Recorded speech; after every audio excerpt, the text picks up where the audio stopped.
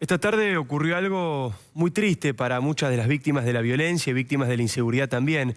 El juez de ejecución penal, Axel López, fue absuelto. Estaba acusado de haber liberado a violadores y asesinos que luego de conseguir su libertad volvieron a delinquir, volvieron a matar y volvieron a violar. Axel López fue defendido por el ex juez de la Corte, Raúl Eugenio Zaffaroni. Finalmente fue absuelto. Además, hoy Roberto Carles fue aprobado en comisión para ser propuesto como nuevo integrante de la Corte Suprema de Justicia, con muy pocos antecedentes laborales, con muchas mentiras y falsedades en su currículum vitae y como gran mérito ser discípulo de Zaffaroni. Por eso hoy en Los Leuco, Axel López, Roberto Carles y el garantismo extremo son la herencia maldita de Zaffaroni.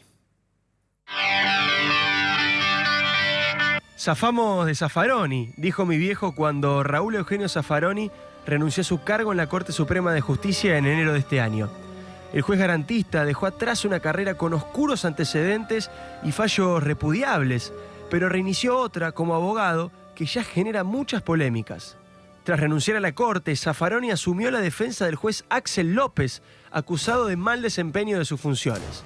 En 2012, López liberó anticipadamente a Juan Cabeza, condenado por violar a 4 mujeres, pese a que los informes psicológicos decían que podía reincidir.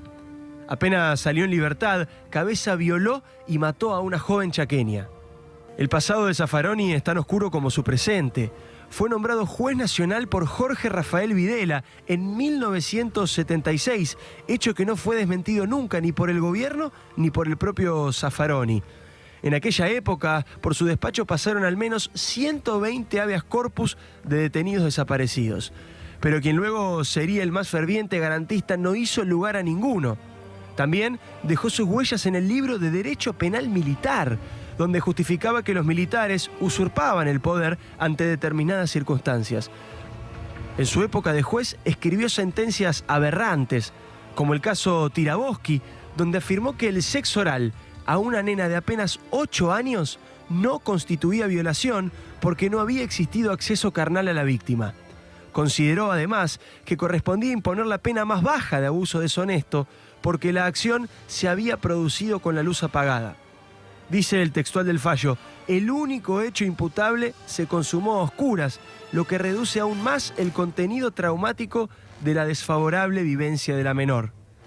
Zaffaroni protagonizó escándalos de todo tipo. En 6 de sus 15 departamentos alquilados funcionaron prostíbulos, según descubriera la Fundación Alameda, en conjunto con una investigación que realicé para la revista Noticias. Pero terrible mancha apenas salpicó al ministro de la Corte. Su apoderado se declaró culpable y pagó una multa mínima de 12.000 pesos.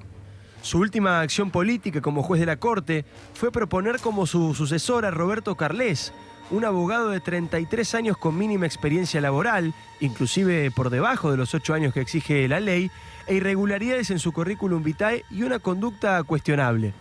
Un joven que increpó al Papa Francisco en Twitter antes de ser sumo pontífice y lo mandó a laburar.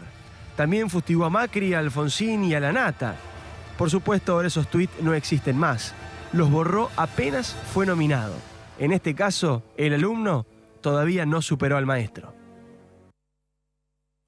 Roberto Carles no puede preocuparse si finalmente no es nombrado en la Corte Suprema porque hace ya un rato bastante largo que trabaja en el Congreso. No se sabe muy bien de qué. Él está asignado como asesor de obras y servicios generales y cobra un sueldo bastante abultado. Pero parte de la herencia maldita de Zaffaroni tiene que ver con la aplicación del garantismo extremo. Muchos lo consideran incluso abolicionismo. Hoy están con nosotros la doctora Diana Cohen Agrest y Matías Baniato, víctimas de la inseguridad y de la violencia en Argentina y también víctimas de algunos jueces que interpretan que hay que dejar en libertad a aquellos que mataron y violaron.